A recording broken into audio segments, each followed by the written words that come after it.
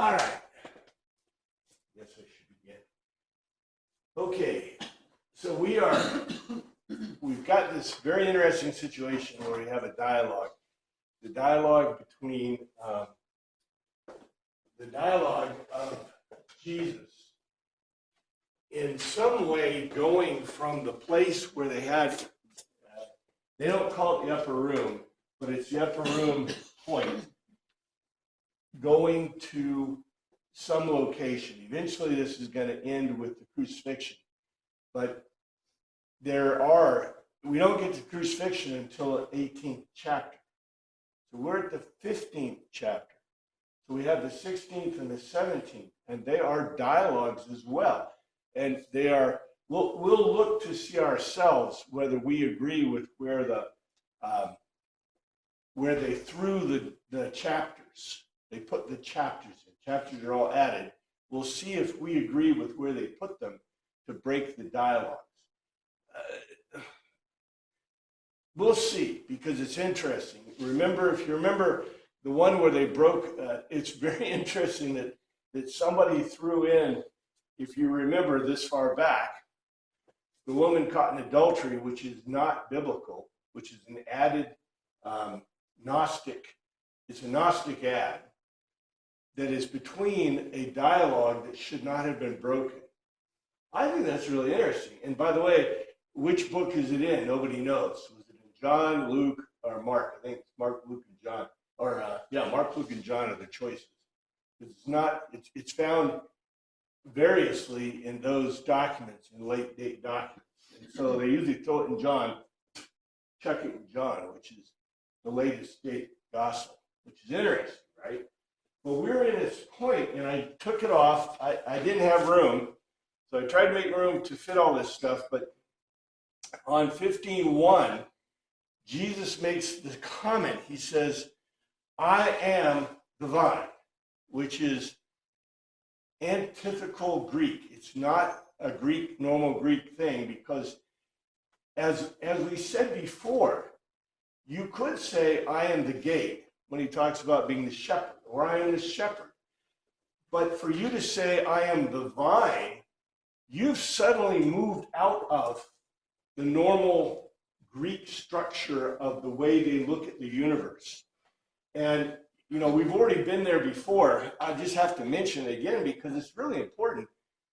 The whole, almost all the time, especially in John, but you see it in the other Gospels, we translate cosmos as world, which is completely wrong, because gay is the world, the physical land, the physical world. And yet the word world, now, you could argue that in the past, when I said the word world as a person, I meant the creation, the entire creation, the whole of the universe and everything. But I don't think that floats, especially in the modern era. In the modern era, we've really gotten a long ways, baby, from what I would consider normative understanding of some of these terms. And especially if you're pulling out your Luther Bible, I've got a Luther Bible at home, I've read it. It's really interesting how close the Luther Bible is to the King James. It's almost like Luther and the King James were like talking to one another. And they may have been, because a lot of the words that are used in Old German are very close to Old English, or English. Oh, both of them are Anglo-Saxon, except we got that French added into the English. But both of them have the same, and I have to throw this out because I think it's important. Both King James and Luther wanted the same thing from the church, for the church, from the government. What do you want? Money. He wanted the people to sit down, shut up, and color, and give them money, taxes. Because remember, how did Luther keep his revolution going? Where did money come from? The government. There was huge political, now I think it was legitimate in the sense of God was doing a great thing through Martin Luther Calvin, the Anglican movement in England and throughout, Europe. But the leadership of Saxony, the leadership of the German nation states, kings, dukes, those dudes, what did they see in it? Who was taxing them? Rome. Rome was taxing because they were part of the great Roman Empire. So what did they want? What did Henry VIII want? Money. He wanted money. What did James want? King James wanted money. Guys, haven't you read Robin Hood Little John? Where was all the money going? To the church. The church was scabbing all this bucks, way more than 10%. They take as much as they could. But remember, these are feudal societies that are socialist societies. And so how did they run? They ran at the behest of the dukes and the kings and the dudes who were in charge. And those dudes that were in charge, you think they wanted to keep sending bounty to Rome? Tribute to Caesar? No. They wanted freedom.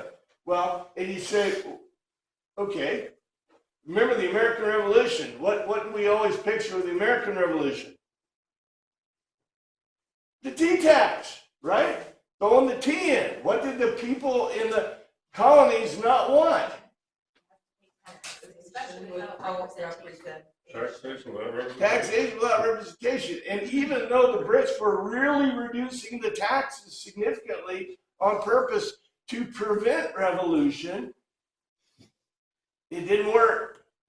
And by the way, who was behind the American Revolution? You know who was pushing it? Pastors. In all the churches, the pastors were pushing it because, by the way, freedom means freedom. I don't care where you live. Like in Germany right now, and I'm on tape, but I really don't think you can take the National Socialists. National Socialists are Nazis. I don't think you can take the National Socialists out of Germany. When Vance stood before the thing and said, you guys have no freedom of speech, in Scotland today or yesterday, a few days ago, just arrested a 74-year-old woman for praying silently near an abortion clinic within 200 meters. If you're within 200 yards of an abortion clinic, you can be arrested in Britain today.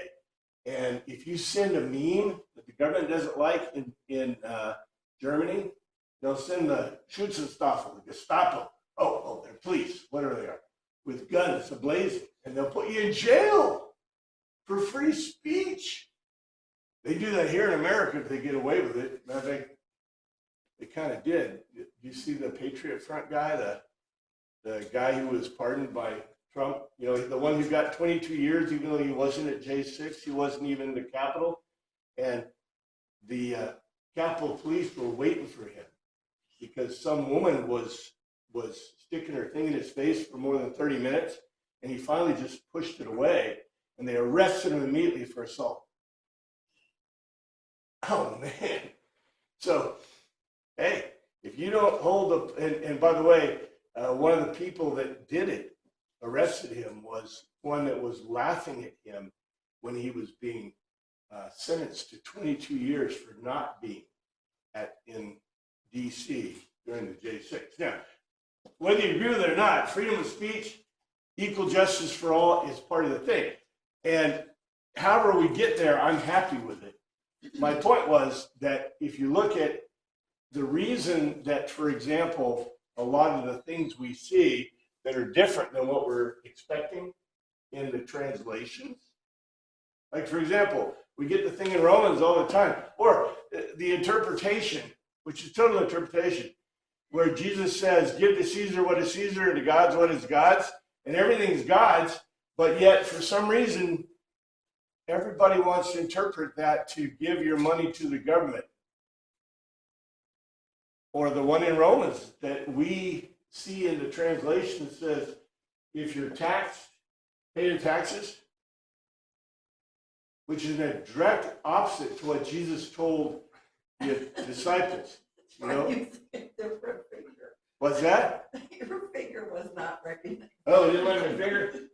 Well, that's the problem with computers, right? Pretty soon you'll be locked out.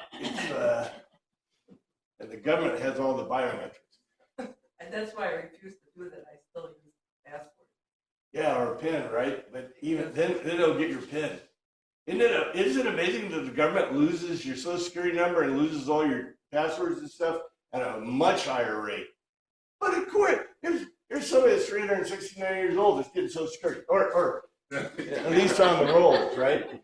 Older than our country. Sorry.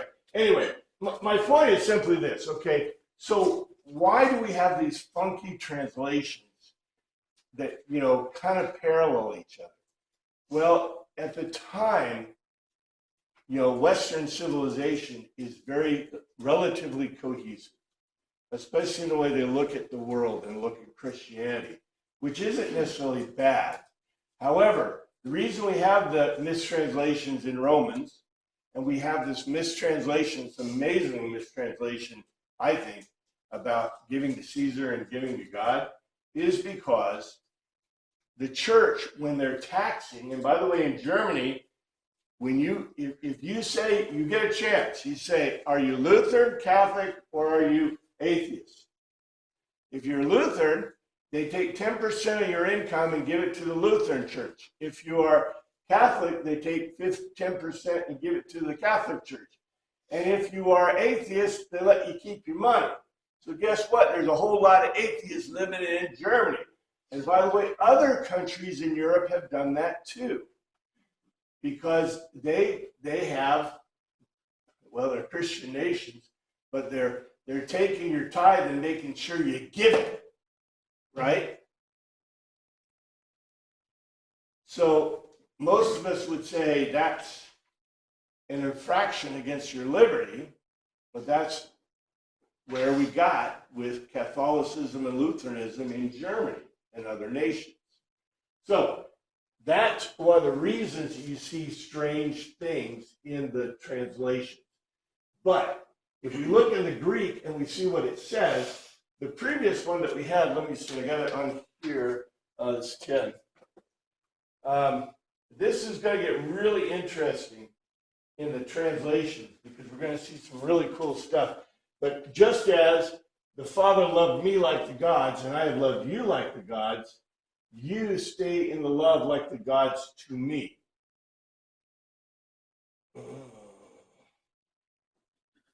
Continue ye in my love. Stay into the love to me, like the gods to me, which is a really different kind of thing. We talked about that last week. And now moves into this. If you keep my commands, you will remain in my love, just as I have kept my Father's commands and remain in his love. Okay. Kind of restatement, right? Well, we know that's not true. They don't restate. If they restate, they're wasting paper. Look at this.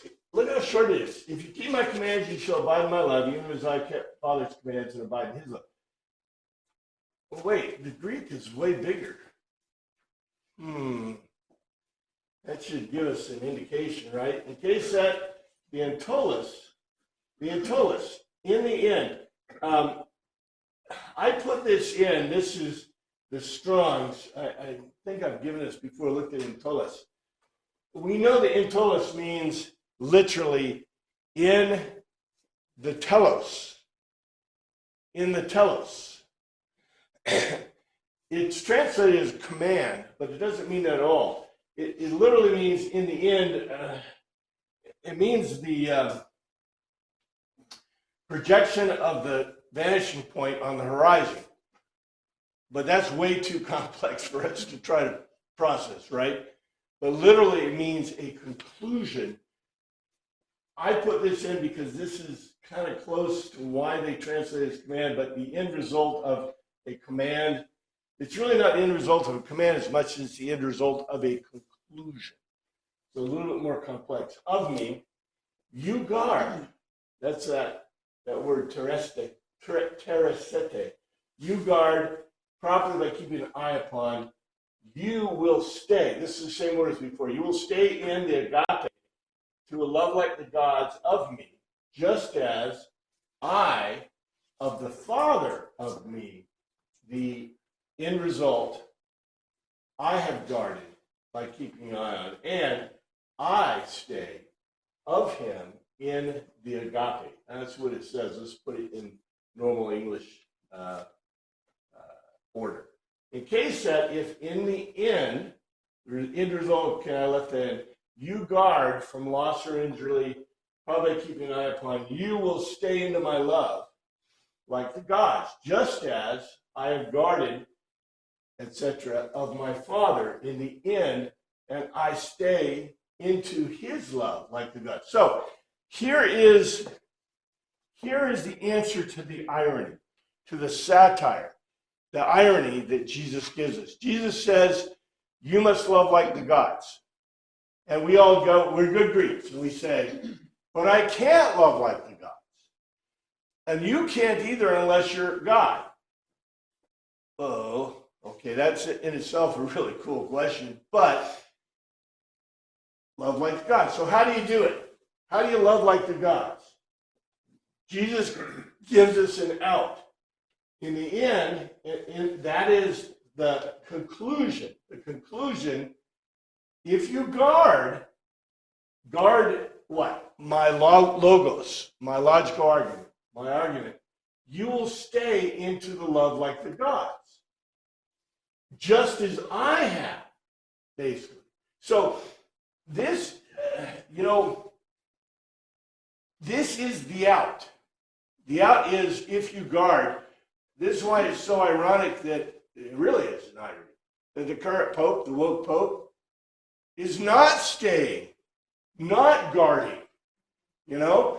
The Catholic Church is, they even changed the Lord's Prayer because the woke pope didn't like them saying, don't lead us into temptation, although that's been basically the translation for a bazillion years. You'd think that he would theologically try to understand it. Instead, he said, I don't like it, I'm changing it. Or bringing in, all kinds of perversions into the church. He's destroying the church from within. And so you go, is he guarding? Is he guarding? Our job is to guard. And, you say, well, what do I believe or think? And I like to say, what am I convinced of, right? And the answer is easy. Yes, the translations are not precisely as good as we would like them to be, but they're pretty good until somebody starts fixing them, right? Have you noticed we got some of the fixed translations? The fixed translations, we should be going, what I think we should be doing in translations is going back to better, right? Instead, what do we get? We get a modern translation that fixes. Now, I don't mind fixing the words to make them more understandable, but they take out the sex, the gender, right? Now you can't have a German translation that does that. Why? Because German has dirty das. They have masculine, feminine, and neuter nouns. So you can't do it. They actually tried. There was an American group that was, and probably USAID was giving funds, millions of dollars, to try to de-genderify the gendered languages. English is a language that has very little gender left at all in the nouns and verbs. But every other language in the world almost is totally genderified, to the point that in Japanese women use a different verb structure and different pronouns to call themselves I. Atashi, I think it's Atashi, and boys and men say oro.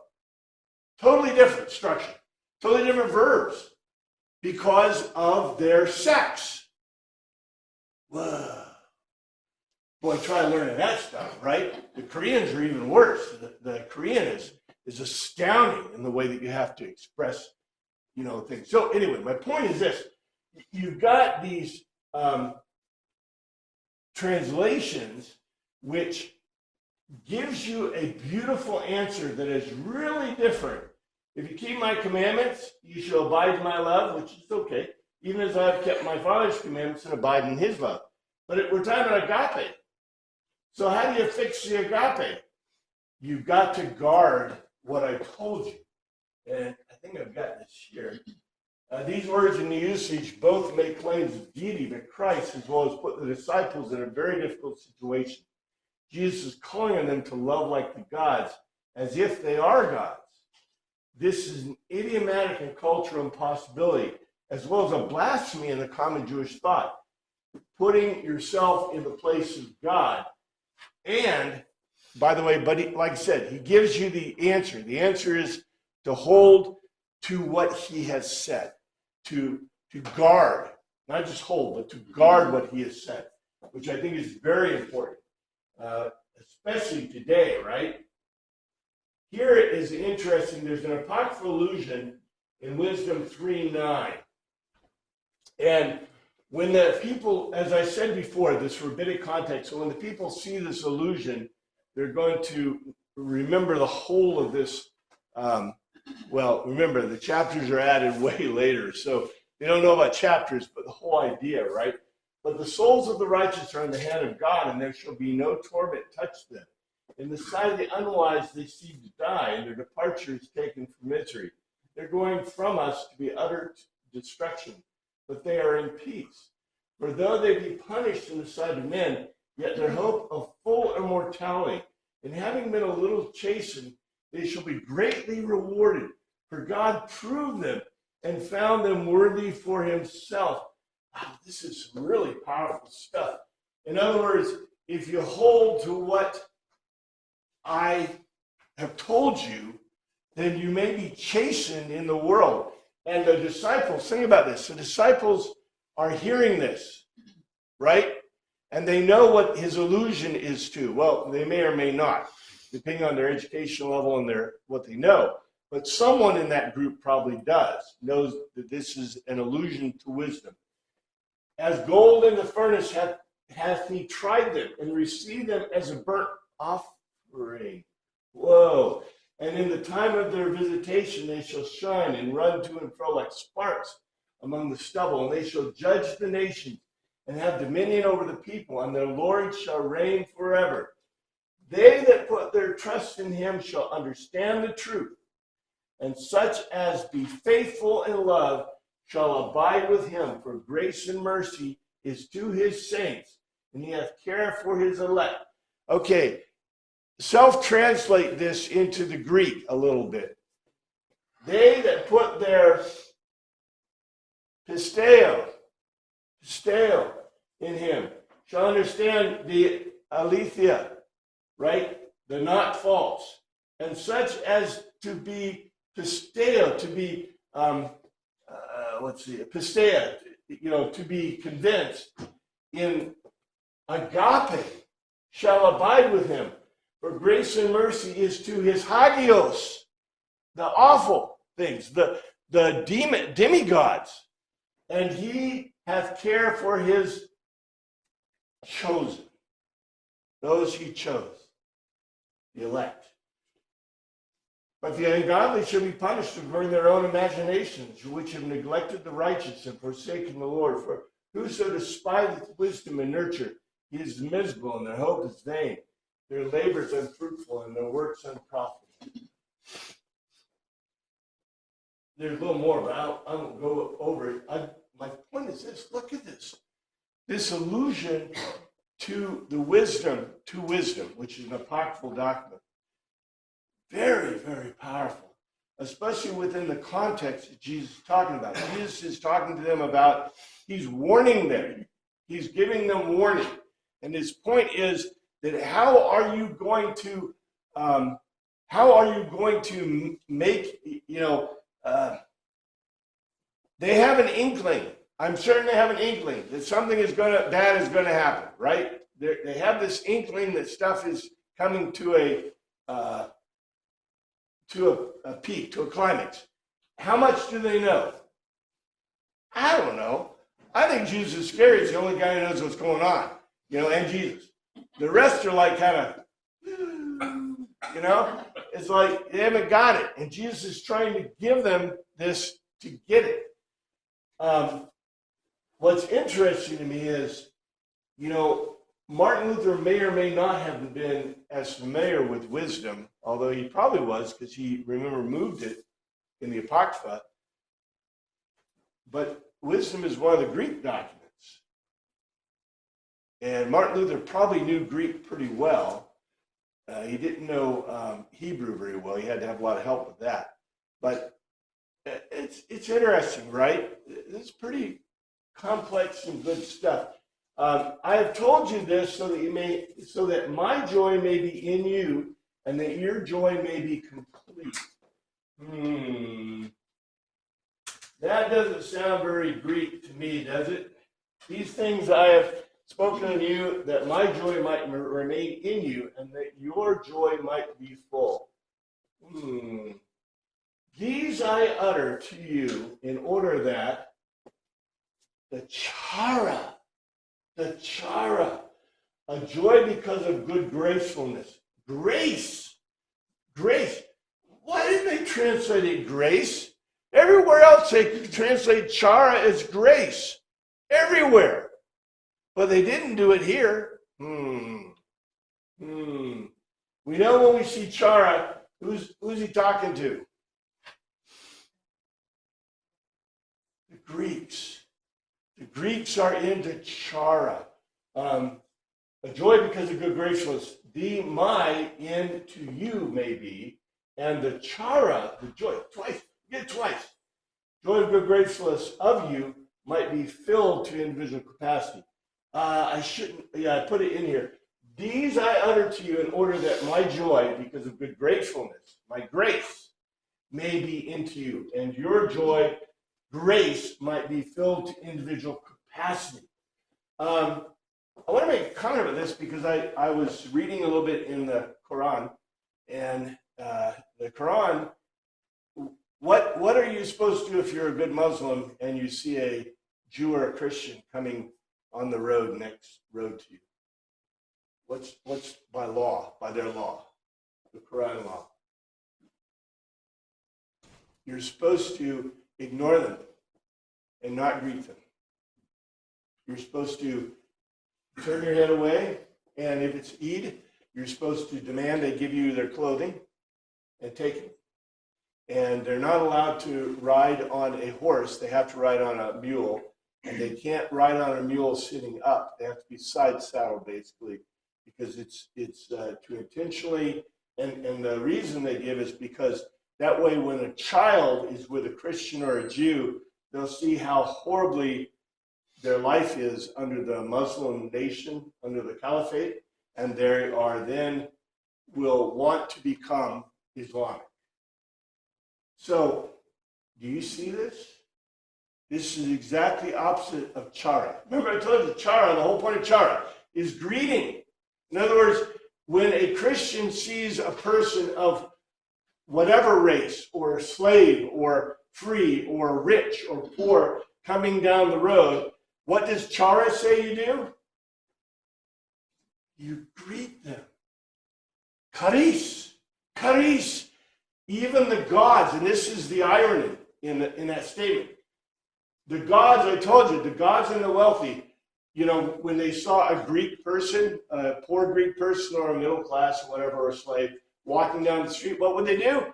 Turn their eyes, not greet them on purpose, because you didn't greet a person. Chara is huge. To greet a person as an equal, you're making them your equal. That's why you give the greeting first. That's why it's really interesting, I think, that New Yorkers are really amazed at Midwesterners, because we will greet people. Where a New Yorker will do what? Look away. Isn't that interesting? Total lack of Christian moral and ethics and normalcy. The whole idea of Christianity is that all are the same. All are equal. So if you see an Islamic person walking down the street. Now, part of the problem is you got to be careful, because if there's an Islamic woman walking down the street and she's got the stuff on and you say hi, you can be attacked. Because you are not supposed to, if you're a male, greet a woman. And if you're a non-Islamic person greeting a female Islamic person, that can be considered an act of aggression. So we are talking about cultures here. And the Pope, we're surrounded by people that want to harm us. And the current Pope wants us to be, he really should call for a crusade to save the world from paganism and evil. But instead, well, don't you try to jump the Vatican walls. What happens if you jump the Vatican walls and you're illegal? He's got a wall. He's got all an army, but what is it? If you go in, what will they do? Immediate deportation. You're immediately deported. There's no, you can't apply for immigration status with Pope. The Vatican will kick you out immediately. They always have. It's been going on today even. Try it. Try and see. Go ahead, give me a report back. It happens every day where somebody tries to sneak into the Vatican and you will be removed immediately. You'll be deported. Anyway, it's interesting because this is the Christian message. This is what we are supposed to exude as Christians. These are uttered to you in order that your grace may be into you, and your grace might be filled to individual capacity. And if we understand what grace means, that is graciousness. Graciousness in the purely Greek sense, right? And before this, we had the whole thing about doxa, which I thought was really cool. Here I got this gladness, joy, from chario, cheerfulness. We know that chario is the Greek word for greeting, to greet. Let's see, what I got, another word, cognate, zara, extend favor, grace and favor. This is just about this word specifically. The etymology, to rejoice because of grace, my joy of grace, etc., grace. The whole point of this is we take a very simple word in Greek and turn it into something that's not necessarily, in our translation, we've turned it into something that's not exactly what it is. It's cool to have joy, but the whole point of this grace idea is, like I said, it's an idea of greeting people and not just greeting people. The presumption, okay, we're way too complex as a euphemistic culture, right? Because we can greet people, we greet people all the time. What does it mean? But yet the point of this is from a Greek standpoint. If I greet someone as an equal, I am really thinking of them as an equal. We uniquely almost, as a culture and society, think of others as our equal. I do. If I saw President Trump walking down the street, I'd say, hey, Mr. Trump, and I'd shake his hand. I wouldn't feel any disinclination. If I saw any of the, quote, celebrities, I wouldn't be hiding. If I recognized them. I don't recognize hardly any of them because they're all just dumb actors and actresses. The whole purpose is faking to be someone else, and reciting lines that other people have given them. They don't write anything or create anything. They're just, But I would say hi, because I wouldn't feel intimidated by them. I know a lot of people that are, CEOs and bank presidents and other people, and they're really great people, and, sometimes people are afraid to greet them or talk to them or whatever. The Christian says, I do it. And look what it says. My command is this: love each other as I have loved you. Now we're going to get to some really interesting word usage. This is my commandment, that you love one another as I love you. Okay, in the word. This is, estin, the intola, the vanishing point. Literally, this word is different than the previous word we had. It's not a command, it's the vanishing point. In conclusion, the hina, in order that you should love like the gods one another, just as igapasea, I have loved you like the gods. This is in the vanishing point. That is, this is the conclusion. This is the vanishing point the end point. In order that you should love like the gods one another, just as I have loved you. And how do you do that? You guard the Logos. You guard the words of Christ. You guard what he has said. And, we would say, we'd also like to add to that, you do it, right? This is conclusion. This is not a commandment. This is a telos. The telos. The commandment was to serve one another. Remember before. The commandment that was given, if you read it as a command. I'm not sure you can read it totally as command. It can be the result of a command, right? The word in telos that was used before. Jesus did not make this a commandment. The commandment was to serve one another, and the indication and specific command was to wash each other's feet, just like slaves and servants. You remember that? Way, way, way, way back, right? Jesus said, how do you do what I want you to do? You serve one another, and specifically you wash each other's feet. This we know is euphemistic, but there was more to the euphemism than euphemism, because in Israeli culture, Jewish culture, in Greek culture, in all those cultures, what did it indicate by washing feet? What were you telling the world you are? You're a slave or a servant. You're a slave or a servant. Even if the master, like the master of the house, typically the master of the house, I think going back to, we've forgotten our Anglo-Saxon roots, and the Anglo-Saxon roots are amazing. But in Anglo-Saxon roots, if you were middle class and you had no servants, when someone went to your house, the master of the house would wash your feet, which is part Christianity and part the Anglo-Saxon culture. This is so true of these cultures.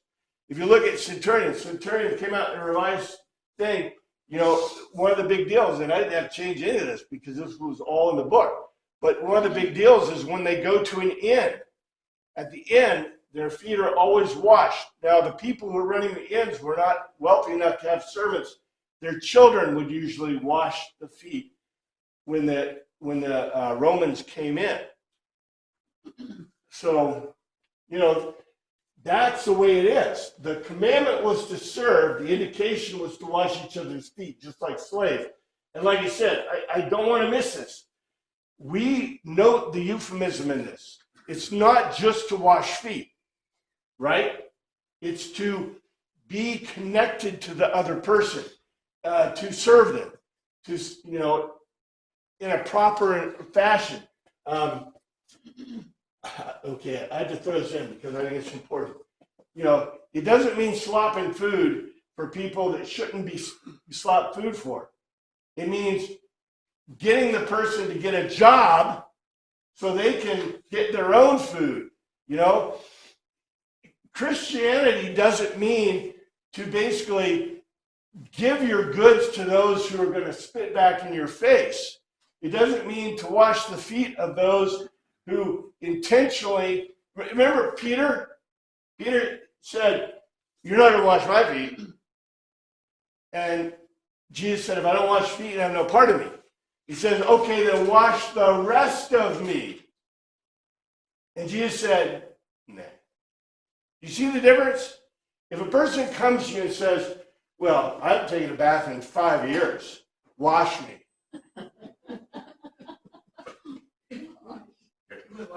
I'll give you a washcloth, I'll give you some hot water, but I expect you to go and pay for your water and pay for your bath and, get a job and work in society.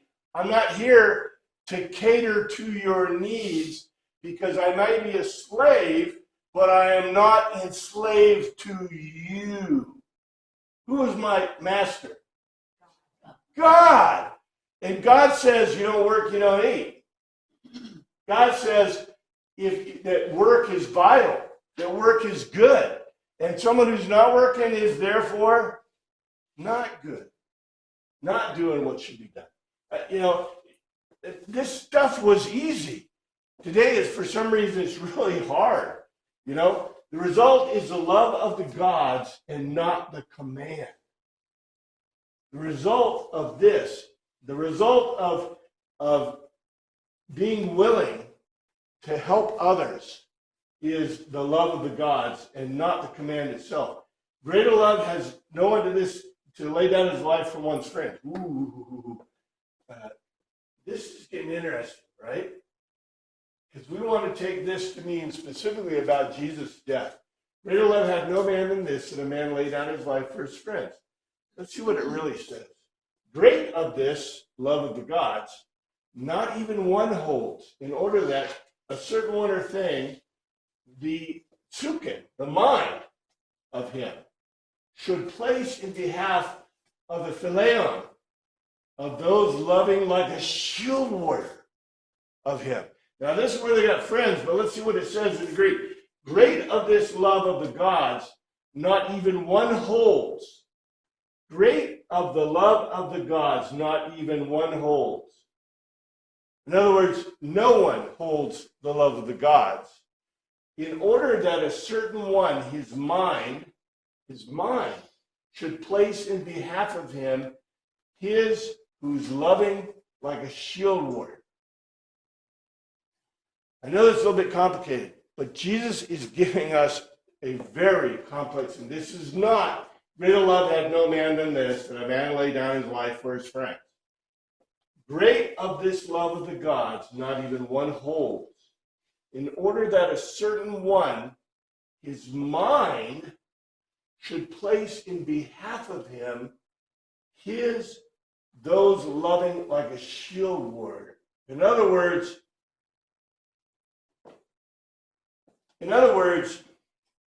if you're a shield warrior and you have friends, right? You might, well, in Greek society, would you consider washing the feet maybe of a shield warrior? What did the disciples think when Jesus, their shield warrior friend, was going to wash their feet? What did he say? What did they say? Yeah, it's inappropriate. It's inappropriate for you to wash the feet. So what did they have to get rid of? Their thoughts, their conscious, unconscious breath. They had to change the way they thought to be able as shield warriors, because that's what they consider themselves, right? They consider themselves, Jesus was the master, he was the Kyrios, but at the same time, they were shield warriors, right? Now, it's interesting that Jesus does not use this term about the apostles and disciples until later. The first person he used it about, remember? Who was the first person he used it about? Remember? In John. Lazarus. Jesus called Lazarus his shield warrior. Wow. The apostles later, the disciples, he calls Nephia. He calls them shield warriors. That's in the chapter where it starts about the washing the feet. And yet, a shield warrior does not wash other shield warriors' feet. You have to change your mind, your thoughts, your unconscious breath. You have to put it ahead of those, loving like a shield warrior, to love like the gods. I think that's a really interesting statement. It's not what our statement tells us. Like I said, the writers are trying, the translators are trying to connect this directly to the crucifixion. And I don't think it is. I think Jesus is giving warnings to the apostles, to the disciples, to try to get them to understand this very complex idea of how do you love like the gods? How do you love like the gods? You put away your mind, your thoughts, and you stop loving like the shield warrior, and you love like the gods. Now look what else it says here. Here are our translation. You are my friends if you do what I command. You are my friends if you do whatever I command you. Okay, in the King James. You those loving like a shield warrior of me are in case that you make or do who which what I enjoin a vanishing point to you. You are those loving me like a shield warrior in case that you do what I enjoin in conclusion to you. We went back to the other word, until ami. That's a more complex verb. The point being this: Jesus told them to love like the gods. You are those loving me like a shield warrior if you do what I enjoin to you. And what did he enjoin to them? Love like the gods each other, right? And to wash each other's feet and serve each other, which is not the normal Greek way of life. The shield warriors did not wash each other's feet. That's why you had slaves and servants and your children. That's what they did, right? You as a master might wash the feet of a person that is a guest in your house. Can a shield warrior really be a guest? The Lazarus thing is kind of interesting because Lazarus was a shield warrior. But Lazarus, now I wish we'd seen the picture because they don't talk about it, right?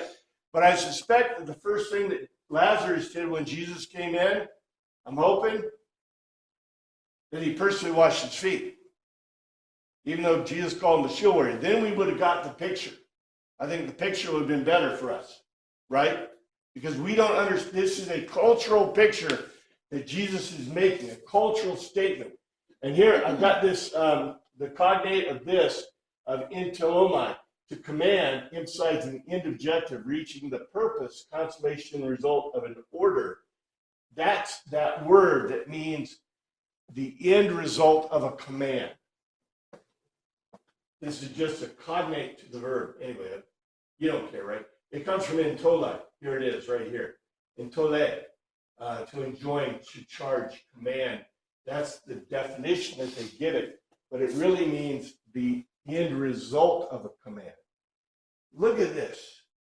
I no longer call you servants because a servant does not know his master's business. Instead, I have called you friends, for everything I've learned from my Father I have made known to you. Boy, this is getting really deep in some ways. Henceforth, I call you not my servants, for the servant knoweth not what his Lord doeth, but I called you friends, for all things I have heard of my Father I have made known to you. This culturally is really important. Not yet or no longer Lego. I make a logical argument. You doulos, you slaves. He doesn't call them servants. He calls them doulos, which means slaves. Everywhere else in the New Testament, we like to translate this word doulos as slave. But we magically turn it into servants because we don't like to be slaves, right? That's because the slave, no or not, stares at who, which, why is making or doing of his the kyrios, the supreme authority. You, but I have uttered. Phaleos is loving like a shield warrior. That are because the whole, the I have heard from of the Patros, of the Father of me, I have made known to you. Okay, let's put it in English. Let's put it in English order. I no longer make a logical argument, you are slaves. I no longer make a logical argument, you are slaves. Because the slave stares not at what his supreme authority is making or doing. This is really different than our translation. The translation, let me see if I can get that here at the same time. No. Henceforth I call you not servants, for the servant knoweth not what his master doeth. That's not what it says. I no longer make a logical argument, you are slaves. So in other words, before he made a logical argument, they are slaves, right? Why? How do you make a logical argument that they're slaves? What do you tell them to do? wash each other's feet, to serve one another like slaves, right? To wash it, he told us. He says, I no longer make a large garment, you are slaves. This is really cool because Jesus told them before that you are slaves. He not only did he tell them they're slaves, he gave them this picture where he washed their feet. In other words, what did he become for them? A slave. Yeah, he became a slave. He made the ultimate sacrifice, ultimate cultural sacrifice. Look, okay, I know we think the ultimate sacrifice you die, right? If somebody took a gun to your head and said, "Wash my feet," you'd say, "Okay." But what do you think the Greek culture did? If someone put a knife to your throat and said, "Wash my feet," what might you do? To wash your feet is what kind of death in Greek culture and Roman culture, and in Hebrew culture for that matter? It's a social death. It's a cultural death. You are declaring to the world that you are slaves. Look, today people are unwilling to die for anything. They're unwilling to die for others. They're unwilling to die for good. They're unwilling to die for morality. They're unwilling to die for, the amazing perversion in society is astounding about what people are not willing to die for. Because ultimately, if you don't believe that there is God or there is, heaven or an afterlife or whatever, then that's all you got. Yeah, that's all you got. So people are willing to die because they don't believe. They're not convinced. I would say they're irrational because, just what we talked about. There's so much proof that there is God. There's so much proof in the, quote, supernatural. We call it supernatural. There's so much proof of this. I no longer make a large garment, you are slaves, because a slave stares not at what his supreme authority is making or doing. This is really different than the translation. It says that the slave or the servant doesn't understand the matters, right? Gives the impression doesn't understand what his master's doing. This says doesn't look at what he's making or doing. This is true. Okay, so think about it culturally. The slave comes in, wash your feet. What happens to the slave? Yeah, go serve us the bread. Go get the peace bread. Do this, do that. Because the purpose of the slave is not to listen in. Now, what's really interesting about this is remember Mary and Martha. Mary and Martha, right? Mary sat and listened. Martha was busy, right? And Jesus said, what is better? To do like Mary does, because you're listening, you're making and doing what the supreme authority is doing. I have uttered those loving like a shield warrior, because everything I've heard from my Father, I have made known to you. In other words, all this cool dialogue stuff we're getting, Jesus claims comes directly from the Father. Of course, he is the Father, so that makes a lot of sense. This even gets more interesting. This, if you go read this, right, the translations, and you go, okay, cool, right? But you see this. This is not a simple thing. This is a very complex dictum by Christ, a dialogue by Christ. You did not choose me, but I chose you and appointed you so you might find and go and bear fruit that will last, and so that whatever you ask in my name, the Father will give you. All right. We've seen this before. This is almost like, look at this Greek. We know when we start seeing some long Greek stuff, it's a little bit longer. You've not chosen me, I've chosen you, or ordained you, that you should go and bring forth fruit, and that your fruit should remain, that whatsoever you shall ask of the Father in my name, he may give it to you. Oh, no or not you, me, you selected out of highly deliberate choice.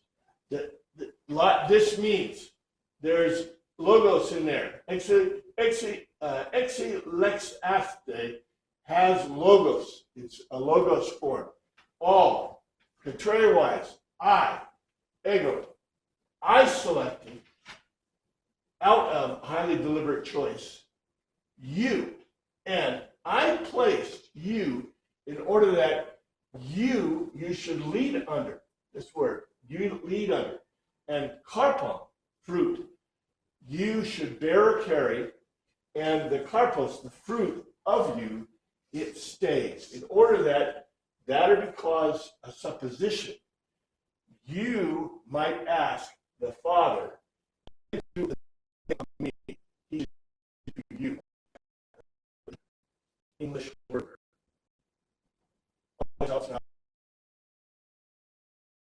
You, not me.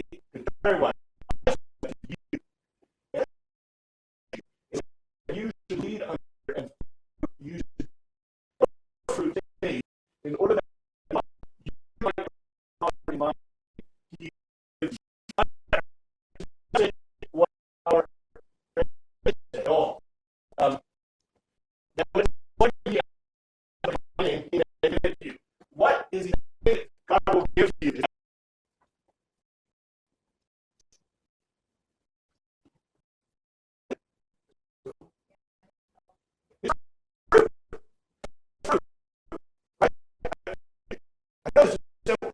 Don't use your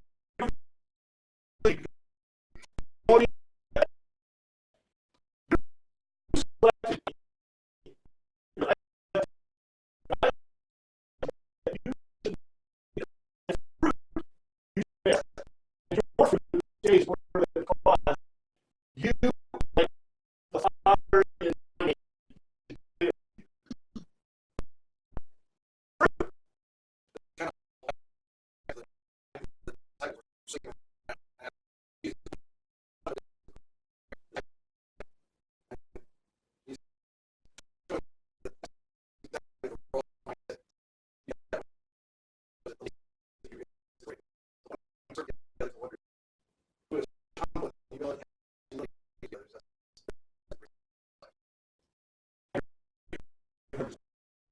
And by the way, the reason we don't we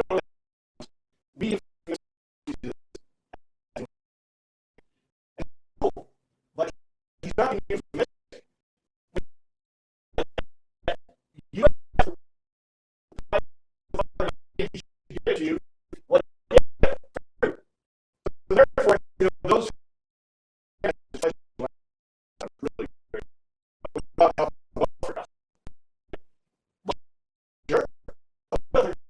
great.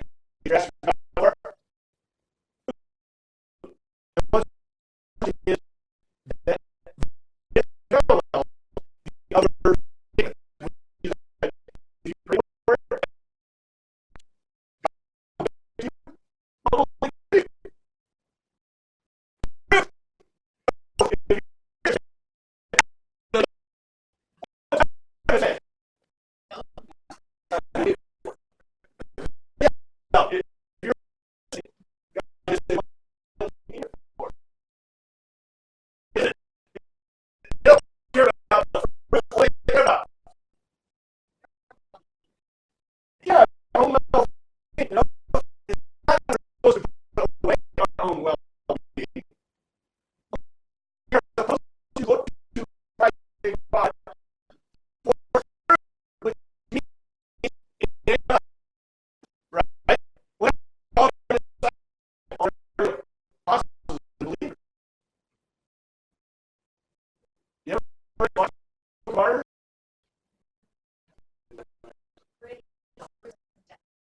Because they're willing to die for.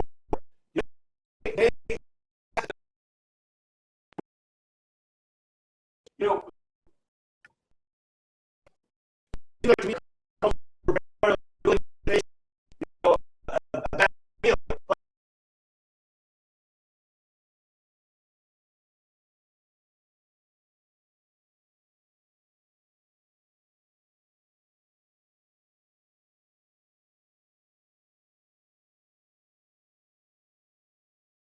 You know? You know, but yet, you know, we are being faced I'd say temptations. The temptations of the world. We have the most of everything. We have the best of everything. And I'm not telling you need to go and fork your butts out, you know, to feed the homeless, because the homeless are going to look at you and go, keep it coming, baby. This means I don't have to work for a living. I can buy my booze and drugs, and it's cool, right? You know that's the thing, right? 80% are, well, a large percent are mentally ill. They really need to be Or institutionalized. something like passive ways that helps people get, their life together. Yeah, well, and the answer is not to say, oh, we're going to give you a house where you can do your own drugs, and here's your own alcohol, and we'll provide it for you, right? Here's your weed, your soma. You know what soma is, right? I thought it was hilarious. They called Captain America Brave New World. You know what Brave New World is, right? Aldous Huxley's book? Aldous Huxley, Brave New World is a world where they give you soma, drugs, to keep you addicted so they can control you. And they send the children and sexually groom them. If you haven't read Brave New World, you need to read it. It's worse than Orwell's 1984. And I think we're living in, actually, I think we're living in Gomorrah today. But, you know, which is all the reason why we really need to take to heart this kind of stuff. Yeah, we're out of time. We'll start at 17. This is my command, love one another. You might ask what this really says in Greek, because it's kind of interesting, right? Thank you, Father, for your word. I pray you look at us this week. I pray that the bond would not, that would fail miserably so that they stop taxing us illegally. In your name we pray, amen. Sorry, I had to add that. Vote no on the bond. Do not give them any more money. By the way, they have $383 million in surplus at 259, if you didn't know. I don't know that. Yeah, that's... We need to be forced to budget better. We need to do doge on them. Yeah, we need. You're right. And what's even worse is, did you see what they said? They said we're up in our scores. No, we're not.